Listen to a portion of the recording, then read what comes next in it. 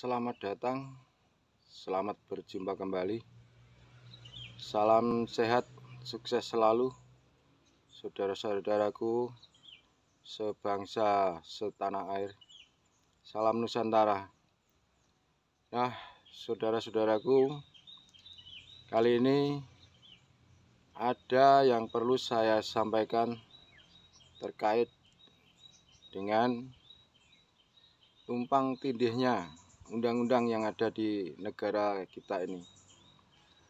Karena banyak sekali dalam pasal-pasal Kitab Undang-Undang Hukum Acara Pidana maupun Kitab Undang-Undang Hukum Acara Perdata, di situ masih banyak celah, dan itu sebagian pasal-pasal itu adalah warisan dari kolonial. Maka saat ini sudah tidak layak sebagian pasal-pasal tersebut untuk diterapkan di negara kita ini. Jadi perlunya perubahan, perlunya membuat pasal sendiri, membuat undang-undang sendiri, bukan meniru undang-undang warisan kolonial Belanda.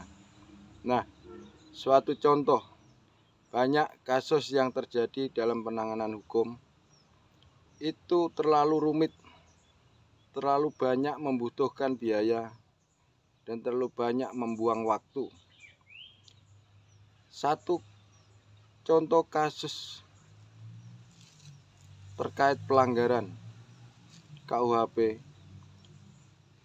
itu kadang membutuhkan proses waktu sampai 1, kadang sampai 5 tahun belum ada putusan, dan itu karena masih banyak celah-celah.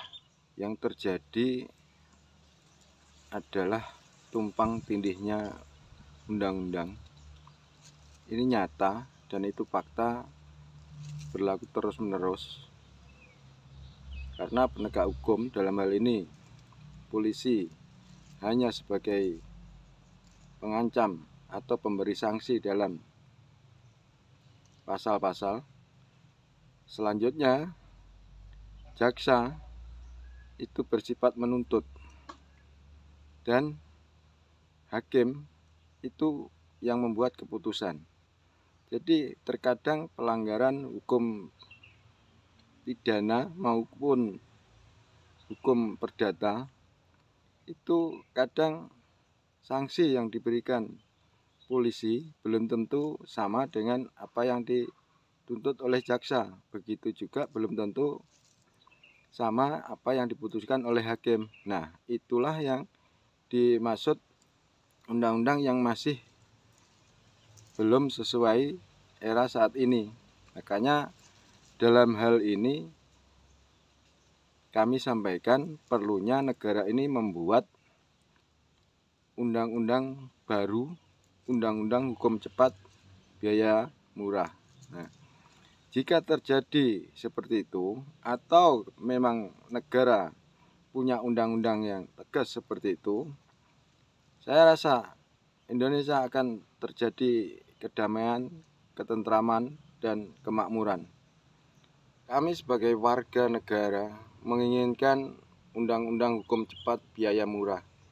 Artinya, ketika ada kasus, di situ langsung dihadirkan pelaku pelanggaran hukum, dihadirkan saksi, dihadirkan juga pengacara, dihadirkan polisi, jaksa, dan langsung disidangkan oleh hakim. Sehingga waktu paling lama suatu persoalan, suatu kasus itu bisa diputuskan paling lambat 1 minggu sudah ada putusan persidangan. Jadi bukan putusan pengadilan, jadi putusan persidangan, sehingga biaya bisa dibuat murah, waktu bisa dibuat cepat. Jadi kalau negara kita sudah mempunyai hukum cepat, biaya murah,